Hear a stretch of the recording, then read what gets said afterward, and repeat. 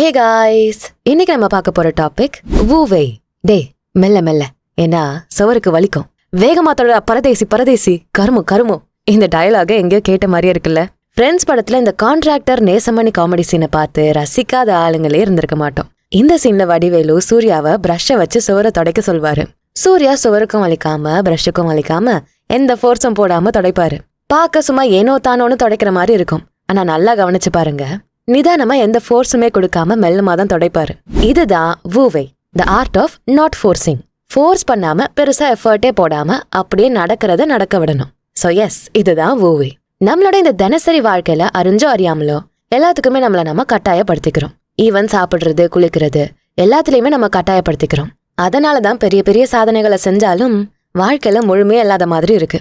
ஆனா ரொம்ப எஃபர்ட் போடாம நம்மள கட்டாயப்படுத்தாம சில விஷயங்களை செய்யறப்போ அதுல இருந்து கிடைக்கக்கூடிய வெற்றிகள் அதிகமா இருக்கும். இதுதான் வூவேயோட பவர். அதாவது கட்டாயப்படுத்தாம செய்யறதுக்கு பின்னாடியும் பெரிய சக்தி ஒளிஞ்சிருக்கு. வூவே கலையை தான் முழுசா இந்த பதிவுல நம்ம பார்க்க போறோம். இத கேட்டதுக்கு அப்புறமா கையில வெண்ணைய வச்சுக்கிட்டு நெய் கலைஞ்சிருக்கோம்பா, இவ்வளவு ஈஸியான வழிகள் இருந்தும் கஷ்டத்தோடயே குடும்பம் நடத்திருக்கோமே அப்படின்னு தோணும். சோ ஸ்கிப் பண்ணாம முழுசா இந்த பதிவை கேளுங்க. இன்னும் டாபிக் உள்ள போறதுக்கு முன்னாடி ஆடியன்ஸ்க்கு யூஸ்ஃபுல்லா இருக்கக்கூடிய ப்ரமோஷன் பண்ணணும்னா டிஸ்கிரிப்ஷன்ல இருக்க இன்ஸ்டாகிராம் லிங்க் இல்ல இமெயில் ஐடியை கிளிக் பண்ணி எங்களை காண்டாக்ட் பண்ணுங்க. ஆல்ரைட், வூவே இது டாவோயிஸ்ட் பிலாசபி. வூனா நத்திங்னு அர்த்தம், வெய்னா டூயிங்னு அர்த்தம். அதாவது நத்திங் டூயிங், எதுவுமே செய்யாத அப்படிங்கிறது தான் இந்த வூவே. அதுக்குன்னு நாள் முழுக்க எதுவும் செய்யாம உட்காந்துருக்க கூடாது. இந்த வூவைய பெஸ்டா எக்ஸ்பிளைன் பண்ணணும்னா ஒரு மாலுமையையும் படகோட்டியும் உதாரணமா எடுத்துக்கலாம். செயிலிங் வர்சஸ் ரோவிங், அதாவது படகோட்டம் அப்புறம் படகோட்டுதல். இது ரெண்டுத்துக்கும் நிறைய வித்தியாசம் இருக்கு. ஒரு மாலுமி எந்த ஃபோர்ஸும் கொடுக்காம காத்து போற போக்குல அலைகள் போற திசையில படகை ஓட விடுவாரு. ஆனா ஒரு படகோட்டி அப்படி கிடையாது. துடுப்புகளை வச்சு தண்ணியில அழுத்தம் கொடுத்து காத்தை எதிர்த்து படகை நகர வைப்பாரு. இங்க படகோட்டி போடுறது எஃபர்ட், ஆனா மாலுமை பண்றது மேஜிக். ரெண்டுலயுமே படகு நகரதான் போகுது. ஆனா ரெண்டு பேரும் யூஸ் பண்ற டெக்னிக் வேற. ஒருத்தர் துடுப்பை வச்சு கஷ்டப்பட்டு அழுத்தம் கொடுத்து படகை நகர்த்துறாரு. இன்னொருத்தர் அப்படியே காத்தையும் தண்ணியும் வச்சு மேஜிக் காட்டி படகை நகர்த்துறாரு. இங்க மாலுமி படகை ஃபோர்ஸ் பண்ணி ஓட்டல, ஆனா படகு போக வேண்டிய திசையை நோக்கி சரியா போகுது. இதுதான் வூவே. நம்ம எல்லாத்துக்கும் ஏன் இவ்வளவு கட்டாயப்படுத்துறோம்? கட்டாயப்படுத்தாம எதுவுமே பண்றது இல்லையா? ஏன் பண்றது இல்ல? தினசரி இயற்கையில நடக்க வேண்டிய விஷயங்களை எஃபர்ட் போடாம தான் பாக்குறோம். உதாரணத்துக்கு வானத்துல இருக்க மேகங்களை பாக்குறப்போ அதுல யானை உருவம், சிங்க உருவம், இப்படி பல உருவங்கள் தெரியும். நாமளா எஃபர்ட் போட்டு சிங்கம் தெரியணும்னு பாக்குறது இல்ல, தானா பாக்குறப்போ அதான் தெரியுது. மரக்கட்டைகளை கட்டாம வெட்டாம சில பேட்டர்ன்ஸே தெரியும். அலைகள் அடிக்கிற சத்தம், நீரோட்டம், இதெல்லாம் நமக்கு தெரியணும் கேட்கணும்னு எஃபர்ட் போட்டு பண்றதில்ல, தானா தெரியுது, தானா கேக்குது. ஒரு சைனீஸ் ஜென் மாஸ்டர் வைன் குடிச்சிட்டு தன்னோட பெரிய முடியை இங்கில நினைச்சு அதை அப்படியே கேன்வாஸ்ல அடிப்பாராம். சோ ஒரு பேட்டர்ன் அதுல உருவாகி இருக்கும். காலையில எழுந்திரிச்சு தன்னோட முடியை வச்சு உருவாக்குன அந்த பேட்டர்னை பார்த்துட்டு அதுல இருந்து ஒரு ஓவியத்தை வரைவாராம். இதுல உங்களுக்கு வூவை தெரியுதா? அவரு ரொம்பலாம் சிந்திக்கல, இதை வரையலாமா அதை வரையலாமான்னு மூளைய போட்டு கசக்கல. சும்மா ஒரு பேட்டர்னை பார்த்து அதுல இருந்து அவர் வரைகிறாரு. எந்த எஃபர்ட்டும் இல்ல, எந்த ஃபோர்ஸும் பண்ணல. So welcome to great Karikalan magic show. கையில ரப்பரை போட்டுக்கிட்டேன், இப்படி இழுத்துக்கிட்டு இங்க பாத்துக்கங்க, எப்படிரா அப்படின்னு மேஜிக் பண்றவங்கலாம் எஃபர்ட்டே இல்லாம அசால்ட்டா நம்மள வாயை பொழக்க வைப்பாங்க. திடீர்னு தொப்பியை கழட்டி தொப்பிக்குள்ள இருந்து முயல் எடுப்பாங்க, ரோஜாவை புறாவா மாத்துவாங்க. எந்த வகையிலும் அவங்க கட்டாயப்படுத்தி இந்த மாயாஜாலங்களை செய்ய மாட்டாங்க.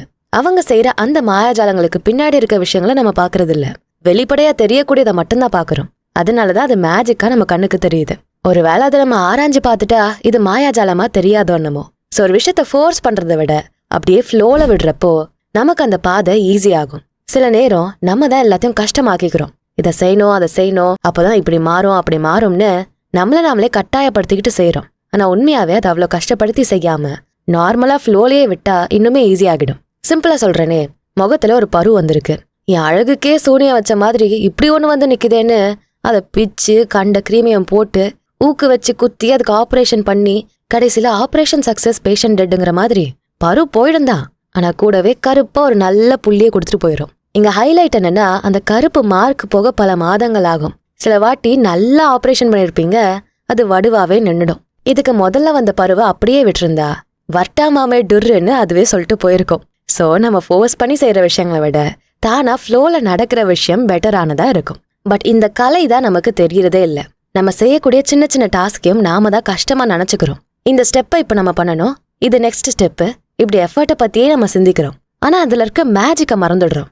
ஆரம்பத்துல ஒரு விஷயத்த கத்துக்க நேரம் எடுக்கும் தான், ஆனா அதே லேர்னிங் இப்ப எல்லாத்தையுமே ஈஸியாக்கிறோம். நம்ம ஆரம்பத்துல கத்துக்கிட்டது இப்ப காலம் முழுக்க எளிதானதா மாறி இருக்குன்னே சொல்லலாம். ஸ்டெப்ஸை யோசிக்கிறத விட நம்ம உள்ளுணர்வு என்ன சொல்லுதோ அதுபடி செயல்படணும். ஆரம்பத்துல எழுத கத்துக்கிட்டப்போ ABCDன்னு எழுத்துக்களோட வரிசைய பத்தி யோசிச்சோம். ஆரம்பத்துல நடக்க கத்துக்கிட்டப்போ கால் பாதங்கள் எங்க போகணும்னு யோசிச்சோம். ஆனா இப்போ நீங்க எந்த எஃபர்ட்டுமே இல்லாம எழுதவும் செய்யறீங்க, நடக்கவும் செய்யறீங்க. ஆரம்பத்திலயும் யோசிச்சுதான் எல்லாம் பண்ணீங்க, ஆனா ஃபோர்ஸ் பண்ணி பண்ணல. அந்த குழந்தைக்கு தனக்குள்ள ஒரு ஆர்வம் இருந்தது. அட இது புதுசா இருக்கே, இதை கத்துக்கலாமே அப்படின்னு சொல்லி தரவங்கள அப்படியே பார்த்து எல்லாத்தையும் நம்ம ஃப்ளோல கத்துக்கிட்டோம். அவ்வளவுதான்.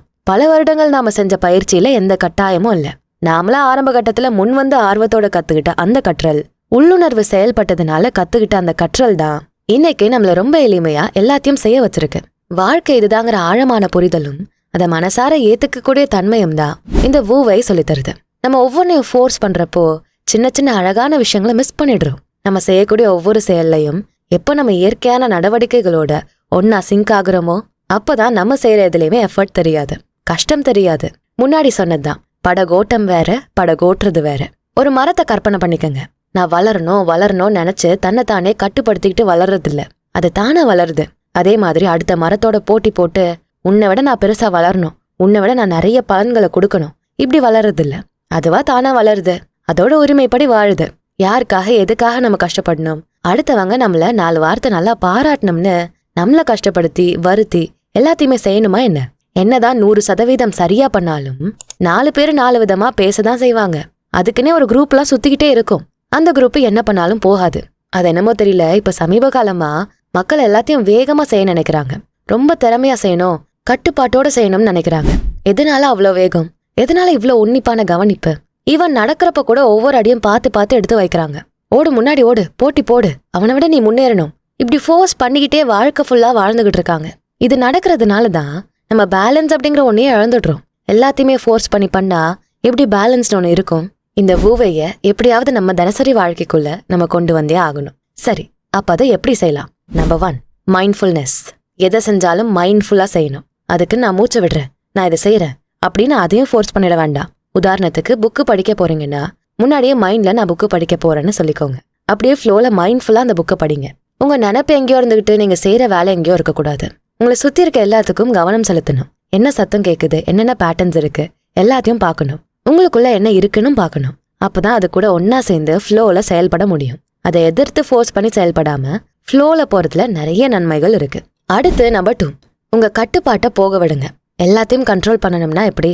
என்னதான் கட்டுப்படுத்தினாலும் ஒரு கட்டத்துல எப்படா பிச்சுக்கிட்டு ஓடலாம்னு தான் பார்க்கும். வாழ்க்கையில எல்லாமே நம்ம கண்ட்ரோல்ல இருக்காது. இதை தெளிவா முதல்ல புரிஞ்சுக்கோங்க. இதுதான் ரிசல்ட்டா கிடைக்கணும்னு ஃபோர்ஸ் பண்ணாம ரிசல்ட்டை தானா வர வைங்க. நீங்க பாக்குற வேலையை மட்டும் பார்த்துக்கிட்டே இருங்க. அடுத்து நம்பர் 3, உங்க உள்ளுணர்வு என்ன சொல்லுதோ அதை நம்பணும். நாம என்னதான் டகால்ட்டி வேலை பார்த்தாலும் நம்ம உள்ளுணர்வு நமக்கு நேர்மையா உண்மையா தான் இருக்கும். வூவையை பொறுத்த வரைக்கும் நம்ம உள்ளுணர்வை ஃபாலோ பண்ணி தான் எல்லாமே செய்யணும். உங்க உள்ளுணர்வு என்ன சொல்லுதோ அதை நம்பி செயல்படணும். உங்களுக்கே தோணும் இதை செஞ்சா சரியா இருக்கும்னு, அதை செய்யுங்க. அதுதான் சரியாவும் இருக்கும். அடுத்து நம்பர் 4, நிலையில்லாம இருக்க விஷயங்களை கொண்டாட பாருங்க. இந்த வாழ்க்கையே முதல்ல நிலையில்லாத ஒண்ணுதான். நல்லா யோசிச்சு பாருங்க. எத்தனை பேர் இந்த உலகத்துல கடைசி வரை வாழ்ந்திருக்காங்க? யாருமே இல்ல. சரி, இனிமேலும் ஏதாவது பண்ணாலும் கடைசி வரை வாழதான் முடியுமா? எல்லாருக்குமே இந்த உலகத்தை விட்டு போக ஒரு நாள் டிக்கெட் போட்டு கொடுத்துருவாங்க. அப்ப நம்மளால கடைசி வரை இந்த உலகத்துல வாழ முடியாது. நமக்கு அடுத்த பிள்ளைங்க, பேர பிள்ளைங்க, பேரனோட பேர பிள்ளைங்க, இப்படி அடுக்கடுக்காலாம் பார்க்க முடியாது. அவங்கள நீங்க பாக்குறத விடுங்க, உங்களை யார் பாக்குறது? ஒரு ஜெனரேஷன் வரைக்கும் தான் மதிப்பு. இப்பெல்லாம் அப்பாவே டேடின்னு கூப்பிடுறாங்க. தாத்தா நிலமெல்லாம் என்ன ஆகுமோ தெரியல. கொல்ல தாத்தா நிலமெல்லாம் பரிதாபம்தான். தாத்தா பேர் ஞாபகம் வச்சுக்கிறதே போற காலத்துல பெருசாக போகுது. சோ இதுதான் நிலையானதுன்னு நம்ம சொல்லவே முடியாது. நடக்கிறதெல்லாம் நிலையில்லாததா இருந்தா அதையும் நீங்க ஏத்துக்கணும். அந்த மனசுதான் இந்த வூவையை இன்னுமே அதிகமாக்கும். அடுத்து நம்பர் 5, பொறுமைய கடைபிடிக்கணும். பரபரன்னு ஓடிட்டே இருக்க இந்த உலகத்துல பொறுமைங்கிற சிறந்த ஆயுதத்தை எல்லாருமே மறந்தாச்சு. எல்லாம் கால்ல சுடு தண்ணி ஊத்துன மாதிரி துடிச்சுக்கிட்டு தான் இருக்காங்க. அப்படி எந்த ட்ரெயினை சார் பிடிக்க போறீங்க? எதுக்கு இவ்வளவு அவசரம்னு தெரிய மாட்டேங்குது. கொஞ்சம் டைம் கொடுத்து ஸ்பேஸ் கொடுத்து பொறுமையா எல்லாத்தையும் செய்ய பார்க்கணும். பொறுமைய பயிற்சி செய்யணும். இதுதான் இந்த வூவை கலையை இன்னும் வலுவாக்கும். ஃபோர்ஸ் பண்ணி எதையும் செய்யாம இருக்கணும்னா அதுக்கு பொறுமை அவசியம். எப்ப நம்ம ஒரு விஷயத்த ஃபோர்ஸ் பண்ணி செய்ய வைப்போம், அது இப்பவே நடந்தாகணும் அப்படின்னா தான். அப்ப நீங்க பொறுமையா இருக்க கத்துக்கிட்டா ஒன்னு இப்பவே நடக்கணும்னு உங்க மனசு கேட்காது. சோ பொறுமைய டெவலப் பண்ணுங்க. அப்ப இந்த வூவை நம்மளோட பர்சனல் டெவலப்மெண்ட்டை நேரடியா பாதிக்கும். நம்ம அடையணும்னு ஆசை வச்சிருக்க கோல்ஸ், அப்புறம் வாழ்க்கையில அப்படியே ஃப்ளோவா நடக்கிற விஷயங்கள், இது ரெண்டுக்கும் இடையில ஒரு பேலன்ஸை உருவாக்கும். எதுவுமே என் கண்ட்ரோல்ல இல்லப்பா, நடக்கிறது நடக்கட்டும்னு ஃப்ளோல போக விடுறப்போ அது நம்மளோட மன அழுத்தம், பதட்டம் இதெல்லாத்தையும் குறைக்கும். பட் நீங்க நல்லா புரிஞ்சுக்க வேண்டியது என்னன்னா, நீங்க வாழ்க்கையில எந்த குறிக்கோளும் இல்லாம தானா ஏதோ ஒன்று செஞ்சுக்கிட்டு இருந்தா நீங்க எதிர்பார்த்த ரிசல்ட் கிடைச்சிரும் ஃப்ளோலன்னு நான் சொல்லல. நீங்க போடுற எஃபர்ட்டை நீங்க போட்டுக்கிட்டே இருக்கலாம், அதை ஃபோர்ஸ் பண்ணாம போட்டுக்கிட்டே இருங்க. ரிசல்ட்டை நினைச்சு வருத்தப்பட வேண்டாம், அதுதான் ஃப்ளோல நடக்கும். இந்த மைண்ட் செட் உங்களுக்கு வந்துட்டா தானா நம்ம உள்ளுணர்வுகளை நம்ம நம்ப ஆரம்பிச்சு மனசு என்ன சொல்லுதோ அதுபடி முடிவுகள் எடுப்போம். இந்த ஊவையை பயிற்சி பண்ண விழிப்புணர்வு உருவாக ஆரம்பிக்கும். எல்லாத்துலயுமே நீங்க மைண்ட்ஃபுல்லாவும் இருப்பீங்க. பிளஸ் நம்மளோட ப்ரொஃபஷனல் வாழ்க்கையும் இந்த ஊவை மாத்தும். வேலை பார்க்குற இடத்துல நீங்க 10 வேலை பண்றது பெருசு இல்ல, ஒரு வேலை பண்ணாலும் பக்கா தரத்தோட உருப்படியா பண்ணணும்னு தரத்துக்கு தான் மதிப்பு கொடுக்குறாங்கன்னு வச்சுப்போம். அதுக்காக நம்ம சில முடிவுகளை எடுத்தே ஆகணும். நம்ம மனசார எஃபர்ட் இல்லாம எல்லாத்தையுமே செய்யணும். அப்பதான் தரமான ப்ராடக்ட்டை நம்ம கொடுக்க முடியும். வேலை பார்க்குற இடங்கள்ல இந்த ஊவையை அடிப்படையா வச்சிருந்தாங்கன்னா வேலை பார்க்கக்கூடிய எல்லாரும் மெஷின் மாதிரி பிரேக்கே இல்லாம வேலை பார்க்க வச்சு டயர்டாக்க மாட்டாங்க. அப்படியே ஃப்ளோல அவங்க வேலையோட அவங்கள இணைய வைப்பாங்க. இதனால பார்க்குற வேலையும் அவங்களால அதிகமாக்க முடியும். வேலைக்கும் சரி வாழ்க்கைக்கும் சரி இடையில ஒரு பேலன்ஸ் கிடைக்கும். மன அழுத்தம் குறையும். ஃப்ளோலையே ப்ரொடக்டிவிட்டியும் அதிகமாகும். சந்தோஷம்னா என்ன, அர்த்தம்னா என்ன, நான் உண்மையாவே பெஸ்டான வாழ்க்கை தான் வாழறேனா, இப்படி ஏகப்பட்ட கேள்விகள் நமக்குள்ள ஓடிக்கிட்டு இருக்கு. ஆனா எதுக்காக நம்மள நாமே சந்தோஷத்தை நோக்கி தள்ளிக்கணும்? 3 வேளை சாப்பாடு, தங்க ஒரு இடம், போட்டுக்க ட்ரெஸ், சுத்தி ஃபேமிலி ஃப்ரெண்ட்ஸு, இப்படி போதுமான வாழ்க்கைய ஓட்ட எல்லாம் இருக்கப்போ இன்னும் வேணும், பணத்தை சேர்க்கணும், வீடு கட்டணும், கார் வாங்கணும்னு ஏன் அதுலதான் சந்தோஷம் இருக்குன்னு நம்மள நாமளே ஃபோர்ஸ் பண்ணிக்கிட்டு ஓடணும்? ஏற்கனவே தான் எல்லாமே இருக்கே, அதுல ஏன் திருப்தி அடையிறதே இல்ல? அதுக்கே நம்ம நன்றி சொல்றதே இல்ல? நாமளே இந்த ரிசல்ட் வந்தாதான் நான் சந்தோஷமா இருப்பேன்னு நம்மளையே ஃபோர்ஸ் பண்ணி அது வரலன்னு ஃபீலும் பண்ணி இந்த ஊவேங்கிற கான்செப்டே இருக்கடம் தெரியாம பண்ணியாச்சு. எதையுமே கஷ்டப்படுத்தி ஃபோர்ஸ் பண்ண வேண்டாம். வர்றது தானா வரும், நடக்கிறது தானா நடக்கும். அதை அக்செப்ட் பண்ணிட்டாலே போதும். நம்மளை பத்தி நம்ம மைண்டுக்குள்ளேயே சில கதைகள் இருக்கு, அது மைண்ட்லயே அப்படியே சிக்கிக்கும். இதுதான் நீ, இதுதான் உன் கதை, இப்படி அதையே தான் உண்மைன்னு நம்மளே நம்ப வச்சிரும். இந்த கதையை நீங்க உருவாக்கிருக்கவே மாட்டீங்க. உங்களுக்குள்ள இருக்க ஈகோ அதை உருவாக்கிருக்கும். நீங்க ஆல்ரெடி இப்படிதான் அப்படிங்கறத அது சொல்லுது. இப்படிதான் இருக்கணும், இப்படி இருக்கக்கூடாதுன்னு அது சொல்லும். உங்களை கட்டாயப்படுத்தும். அதுவா ஒரு கதையை கட்டமைச்சு இல்லாத உங்களே உருவாக்கி வச்சிருக்கோம். சோ ஜென் மாஸ்டர் ஒருத்தர் சொன்னாரு, நம்ம இயற்கையே ரொம்பவே தூய்மையான ஒண்ணு. சூரியனும் சந்திரனும் எப்பவுமே ஜொலிச்சுக்கிட்டே இருக்கும். ஒரு மேகம் வந்து அந்த வெளிச்சத்தை மறைச்சிட்டா எதுவுமே தெரியாது. இருட்டுல சூரியன், சந்திரன், நட்சத்திரம் எதையுமே நம்மளால பார்க்க முடியாது. உடனே ஒரு காற்றுங்கிற ஞானம் வந்து எல்லா மேகங்களையும் ஊதி தள்ளி காணாம ஆக்கிட்டா நம்மளால ஒரே நேரத்துல பல படங்களை பார்க்க முடியும். இப்படிதான் நீ இதுதான், நீ இவ்வளவுதான கட்டமைக்கப்பட்டிருக்க பொய்யான இருள் கதைய ஞானம் அப்படிங்கிற அறிவாற்றலை வச்சு நம்ம காணாம ஆக்கணும். நமக்குள்ள நாம நிறைய தேடிக்கிட்டே இருக்கப்போ, நிறைய பார்த்துக்கிட்டே இருக்கப்போ, எல்லாத்தையும் ப்ரூவ் பண்ணியே ஆகணும்னு நினைக்காம போற போக்குல நார்மலா விடுறப்போ எந்த ஃபோர்ஸும் பண்ணாம நாம செயல்களை ஈஸியா செய்ய ஆரம்பிப்போம். ஷ்வான்சு ஒரு விஷயத்த சொல்றாரு, நடக்காம அப்படியே நின்னுடுறது ஈஸி, ஆனா தரைய தொடாம நடக்கிறது தான் கஷ்டம். எதுவுமே செய்யாம இருக்கிறது ஈஸி தான், ஆனா நமக்குள்ள இருக்க அந்த ஸ்பிரிட்டை காயப்படுத்தாம ஏதாவது செய்யணும்னு நினைச்சா அது ரொம்ப ரொம்ப கஷ்டம். நம்ம ஃபோர்ஸ் பண்ணி நமக்குள்ள இருக்க ஸ்பிரிட்டை காயப்படுத்தி நினைச்சதை செஞ்சாதான் திருப்தி, சந்தோஷம். கஷ்டமானது தான் தேடி தேடி போறோம். இந்த ஊவையே மறந்துடுறோம். பட் இப்போ உங்களுக்கு இதெல்லாம் தெரிஞ்சிருச்சுல, சோ இனி மறப்பீங்களா? இனி எது செஞ்சாலும் ஃபோர்ஸ் பண்ணாம ஃப்ளோல செய்யுங்க. அதுக்குன்னு நான் இங்கே உட்காந்துருப்பேன், என்னை சுத்தி எல்லாம் நடக்கும்னா நடக்காது. உங்களை ரொம்ப கட்டாயப்படுத்தி செய்யாதீங்கன்னு தான் சொல்றேன், செய்யவே செய்யாதீங்கன்னு சொல்லல. சோ இதுதான் ஊவையோட கான்செப்ட். ஃபோர்ஸ் பண்ணி மண்டே பிச்சுக்கிட்டு பதில் தேடுறதை விட கொஞ்சம் நிதானமாக யோசிச்சா கேள்வியிலேயே பதில் இருக்கும்னு சொல்றாங்க. கையில வெண்ணெய் இருக்கப்போ எதுக்காக நெய்ய தேடுறீங்க? போற போக்குல வாழ்க்கைய இந்த ஊவை கான்செப்ட் படி வாழ்ந்து முடிங்க. அப்படியே இந்த ஊவை கான்செப்ட் பத்தின கருத்துக்களையும் கமெண்ட் செக்ஷன்ல சொல்லிடுங்க. ஃபோர்ஸ் பண்ணாம ஃப்ளோல சொல்லுங்க. அப்படியே இந்த வீடியோவை உங்க ஃப்ரெண்ட்ஸ் அண்ட் ஃபேமிலிக்கு ஷேர் பண்ணுங்க. அண்ட் நம்ம channels beyond ordinary and body and சொல் தமிழ் ரெண்டுத்துக்கும் சப்ஸ்கிரைப் பண்ணிட்டு பெல் ஐக்கானை அழுத்துருங்க. நான் உங்களை அடுத்த வீடியோல பாக்குறேன். நன்றி.